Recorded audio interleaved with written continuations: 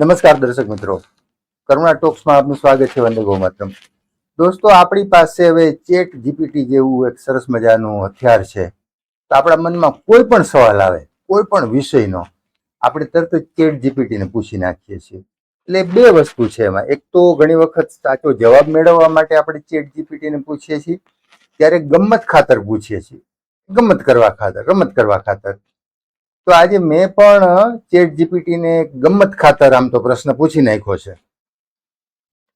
Chat જીપીટીને પૂછ્યું કે એક વૃક્ષ પોતાની જિંદગીમાં સમાજને કેટલા રૂપિયાનો ફાયદો કરાવે. હવે આમ તો આ ગમતનો જ પ્રશ્ન કહેવાય, કારણ કે એ કઈ પૈસાથી ગણી ના શકાય. એક વૃક્ષ છે તમને કેટલા રૂપિયાનો ફાયદો કરાવે સમાજને, લોકોને, આપણને સૌને, એની પૈસામાં ગણતરી ના થઈ શકે. પણ એમ ગમત ખાતર પૂછી નાખ્યું કે ચેટ જીપીટી શું જવાબ આપે છે. માનો કે આપણે એક વૃક્ષ વાવીએ છીએ, તો એ સમાજને, આપણને તો ઠીક છે કે ફાયદો કરાવે, પણ ઓવરઓલ દુનિયાને કેટલો ફાયદો કરાવે. કારણ કે વૃક્ષ છે એ કઈ આપણું એકલાનું હોતું નથી. તો આવો એક પ્રશ્ન મેં પૂછ્યો ચેટ જીપીટીને, તો એને સરસ જવાબ આપ્યા. અને મારો જે પ્રશ્ન પૈસામાં હતો, કેટલા રૂપિયાનો ફાયદો કરાવે, એનો પણ એને જવાબ આપ્યો. એટલે અનુમાન હોઈ શકે, આપણે સમજીએ. તો સૌથી પહેલા ચેટ જીપીટી એવું કીધું કે એક વૃક્ષ તમે જ્યારે વાવો છો ત્યારે એ તમને ખૂબ ઓક્સિજન આપે છે. જ્યાં સુધી એ જીવે છે ત્યાં સુધી તમને ઓક્સિજન આપે છે. એટલે કે આપણે ઓક્સિજન શ્વાસમાં લઈએ છીએ, એ ઓક્સિજન આપણને વૃક્ષ આપે છે. એટલે આપણી જીવાદોરી છે, પહેલી વાત. બીજું એવું કીધું ચેટ જીપીટીએ કે તમે જે કાર્બન ડાયોક્સાઇડ શ્વાસમાંથી બહાર કાઢો છો, એ વૃક્ષ છે શોષી લે છે, પી જાય છે, શોષી લે છે. એટલે આપણો જે કચરો છે શ્વાસનો, એ વૃક્ષ શોષી લે છે. આપણે જેની જરૂર છે ઓક્સિજનની, એ આપણને આપે છે. ત્રીજો જવાબ એવો આપ્યો કે તમને જીવે ત્યાં સુધી છાંયો આપે છે. એક વૃક્ષ તમને પોતાની જિંદગીભર, આપણને એટલે માત્ર માણસને જ નહીં, પક્ષીઓને, પશુઓને, દરેક જીવને, એ જીવે ત્યાં સુધી છાંયો આપે છે. પછીનો જવાબ આપ્યો કે એ જમીનનું સંરક્ષણ કરે છે. જ્યાં વૃક્ષો ઊભા છે એ જમીન ધોવાતી નથી. ભારે વરસાદ, પૂર કે કોઈ પણ સંજોગોમાં એ જમીન ધોવાતી નથી. એટલે જમીનનું સંરક્ષણ કરે છે. બીજું, વૃક્ષના મૂળ જમીનમાં ઊંડે સુધી જાય, કારણ કે જેટલું વૃક્ષ ઊંચું એટલા એના મૂળ ઊંડા. તો મૂળ ઊંડે સુધી જાય છે એટલે જમીનમાં ભેજ, પાણી એનો સંગ્રહ કરી રાખે છે. એટલે જમીનમાં પાણીનું સંરક્ષણ પણ કરે છે, ભેજનું સંરક્ષણ કરે છે, જે અન્ય પાકો માટે, એ જમીન માટે જરૂરી હોય છે. તો એ પણ એક એનો જવાબ છે ચેટ જીપીટીનો. એક વૃક્ષના ફાયદા કેટલા છે એ ગણાવે છે. આ હું નથી કહેતો, ચેટ જીપીટી કહે છે. પછી કહે કે એ તમારું આરોગ્ય જાળવી રાખે છે. હા, જુઓ, વૃક્ષમાંથી આપણને કેટલી બધી ઔષધિ મળે છે, ઓક્સિજન મળે છે. એટલે આરોગ્ય જાળવી રાખે છે વૃક્ષ. પછી કેટલા બધા પક્ષીઓને એ આશ્રય આપે છે. છાયાની વાત તો પહેલા કરી, પણ પક્ષીઓ એના ઉપર રહે છે, એના ઉપર માળા બાંધે છે, એના ઉપર એ જિંદગી ગુજારે છે, પોતાના પરિવાર સાથે રહે છે. એટલે પક્ષીઓ માટે આશ્રય સ્થાન છે. પક્ષીઓને ભોજન આપે છે. આપણને જેમ ફળો આપે છે વૃક્ષો, એમ પક્ષીઓને ભોજન આપે છે. એટલે પક્ષીઓનું અન્ન ક્ષેત્ર છે. હજી ચેટ જીપીટી આગળ કહે છે કે સૌંદર્ય જાળવી રાખે છે. તમે જુઓ, પૃથ્વી ઉપર વૃક્ષો ના હોય તો જાત જાતના વૃક્ષો, કલરફુલ પાનવાળા વૃક્ષો, કલરફુલ ફૂલોવાળા વૃક્ષો, કલરફુલ પર્ણો, ડાળીઓ. એટલે એક તમારી આંખને ગમે એવા દ્રશ્ય વૃક્ષ ઊભું કરે છે. એટલે સૌંદર્ય, તમારી આંખનું સૌંદર્ય વધારે છે વૃક્ષો. આવા કેટલાય ફાયદા ગણાવીને પછી છેલ્લે એમ કીધું, જ્યારે મારો મૂળ પ્રશ્ન કેટલા રૂપિયાનો ફાયદો કરાવે છે સમાજને, ત્યારે ચેટ જીપીટી એમ કીધું કે આમ તો પૈસામાં એની ગણતરી કરી શકાય નહીં, આ ફાયદાઓની જે મેં હમણાં ગણાવ્યા, પણ તોય ગણતરી કરું તો 15 થી 20 લાખ રૂપિયાનો ફાયદો સમાજને એક વૃક્ષ કરાવે છે, એવું ચેટ જીપીટી કહે છે. 15 થી 20 લાખ રૂપિયાનો ફાયદો. હવે આ તો મેં એક જનરલ પ્રશ્ન પૂછ્યો તો કોઈ પણ વૃક્ષ માટેનો. પછી મેં એમાં પેટા પ્રશ્ન પૂછ્યો, એટલે કે બીજો પ્રશ્ન પૂછ્યો કે દેશી કુળનું વૃક્ષ જે 200-300 વર્ષ જીવે છે એ વાવવું, એ આપણે વાવીએ તો કેટલા રૂપિયાનો ફાયદો કરાવે? ફાયદા તો એને આ જ ગણાવ્યા, મોટા ભાગના આ જ. એમાં એને કેટલાક વધારાના ફાયદા કીધા કે ભાઈ દેશી કુળનું વૃક્ષ છે, તો એમાં એને નામ આપ્યા કે લીમડો છે, વડ છે, પીપળો છે, પીપળ છે, આંબલી, દેશી આંબલી જેને આપણે કહીએ છીએ કાતરાવાળી, પછી ઉમરો છે. આ બધા દેશી કુળના વૃક્ષો છે જે લગભગ 200 થી વધુ વર્ષ, 300-350 વર્ષ જીવે છે.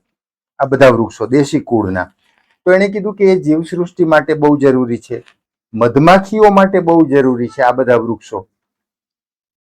તો મધમાખીઓ છે એને માનવ સાથે, સૃષ્ટિ સાથે, જીવ સૃષ્ટિ સાથે સીધો સંબંધ છે. જ્યાં સુધી મધમાખીઓ પૃથ્વી ઉપર છે ત્યાં સુધી જીવ સૃષ્ટિ છે, એવું વૈજ્ઞાનિકો કહે છે. તો ચેટ જીપીટી કહે છે કે દેશી કુળના વૃક્ષોને મધમાખીઓ સાથે સીધો સંબંધ છે, જીવસૃષ્ટિ સાથે સીધો સંબંધ છે, અને એ 300 વર્ષ, 350 વર્ષ, 250 વર્ષ જીવવાના છે. એટલે એનું આ મૂલ્યો જે અગાઉ ગણાવ્યા તો ખરા જ, સાથે સાથે ઔષધિ મૂલ્યો છે, ધાર્મિક મૂલ્ય છે. જેમ કે પીપળાની આપણે પૂજા કરીએ છીએ, પીપળે આપણે પાણી રેડીએ છીએ, બેનો વડલાની પૂજા કરે છે, વડ સાવિત્રીનું વ્રત કરે છે, તુલસીની પૂજા કરી છે, નાના નાના છોડની વાત કરીએ તો મોટા વૃક્ષોનું પણ સાંસ્કૃતિક મહત્વ છે, ધાર્મિક મહત્વ છે, અને એનું ઔષધીય ગુણો છે એનામાં, એટલે ઔષધીય મહત્વ છે.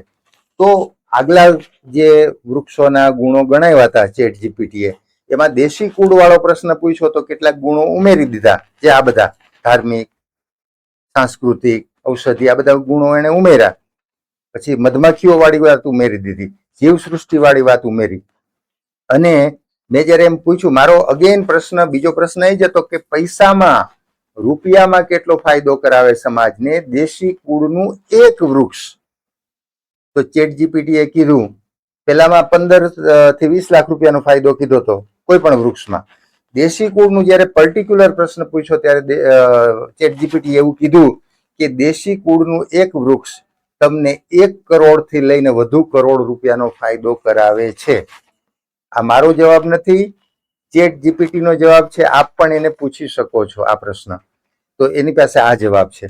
હવે તમે વિચાર કરો કે દેશી કુળનું એક વૃક્ષ, અગેન લીમડો, પીપળો, પીપળ, વડલો, આંબલી, ઉંબરો, આ બધા દેશી કુળના વૃક્ષો છે. બીજા હજી ઘણા હશે, તો મને અત્યારે નામ યાદ આવ્યા એ બોલ્યો.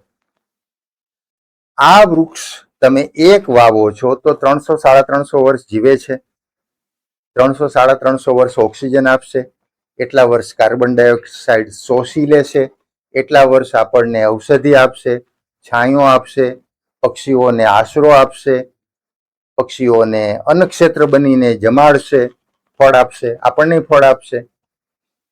ધાર્મિક મૂલ્ય, એટલી પેઢી સુધી ત્યાં લોકો ધાર્મિક કાર્યક્રમો કરશે, એનું પૂજન અર્ચન કરશે. કેટલા ફાયદા, અને 1 કરોડ થી લઈને જાજા કરોડનો ફાયદો કરાવે છે. આર્થિક રીતે જયારે મેં પૂછ્યું ત્યારે જવાબ આપ્યો. હવે તમે વિચાર કરો કે આપણે આપણી જિંદગીમાં કમસે કમ એક, વધુ જ વાવશું, પણ કમસે કમ એક દેશી કુળનું વૃક્ષ વાવીએ તો આપણે સમાજને 1 કરોડ થી લઈને જાજા કરોડનું દાન કર્યું એવું કહી શકાય. હવે આપણે એમ માનીએ કે આપણે દરેક જન્મ દિવસે એક દેશી કુળનું વૃક્ષ વાવીએ તો જેટલું પણ આપણે જીવીએ, અથવા આજથી શરૂ કરીએ, આપણે જેટલા જન્મદિવસ ગયા એના વૃક્ષો આપણે વાવી દઈએ તો એકાદ વર્ષમાં, અથવા આપણે નથી વાવી શકીએ એમ તો જે સંસ્થાઓ વૃક્ષારોપણનું કામ કરે છે એને આપણે પૈસા આપી દઈએ, અથવા એને કંઈક જે પણ સહયોગની જરૂર છે આપી દઈએ. તો આપણા બાળકની તિથિ આવે, જન્મતિથિ, એટલે કે એનો જન્મદિવસ આવે, હેપી બર્થડે, ત્યારે એક દેશી કુળનું વૃક્ષ વાવીએ તો, આપણી લગ્ન તિથિ આવે ત્યારે એક દેશી કુળનું વૃક્ષ વાવીએ તો, આપણા દાદા દાદીની પુણ્યતિથિ આવે ત્યારે એક દેશી કુળનું વૃક્ષ વાવીએ તો આપણી જિંદગીમાં આપણે 50-100 વૃક્ષો જો કમસે કમ વાવી શકીએ દેશી કુળના, તો તમે વિચાર કરો તમે કેટલા કરોડ રૂપિયાનું દાન સમાજને કરો છો વૃક્ષના માધ્યમથી, દેશી કુળના વૃક્ષના માધ્યમથી. તો બહુ મોટું દાન આપણે કદાચ આર્થિક રીતે આપણે એટલે સંપન્ન ના હોઈએ તો ના આપી શકીએ દાન. બધા લોકો કરોડ રૂપિયાનું દાન ના આપી શકે, પણ વૃક્ષના રૂપમાં તો સમાજને દાન આપી જ શકીએ ચોક્કસ. એવું ચેટ જીપીટી કહે છે, આ આપણા જવાબ નથી, એના જવાબ છે. અને એના જવાબ ઘણા સાચા હોય એવું લાગે છે આ બધી વાત સાંભળીને. તો બસ આજે આટલી વાત કરવી હતી. કરોડો રૂપિયાનું દાન કરવું હોય તો કમસે કમ દેશી કુળના વૃક્ષો વાવી દઈએ એટલે આપણા તરફથી સમાજને દાન થઈ ગયું. ફરી પાછા કોઈ નવી વાત સાથે નવા વિષય સાથે મુલાકાત કરશું. ત્યાં સુધી રજા આપશો. નમસ્કાર. દેશી કુળના વૃક્ષો વાવતા રહીએ.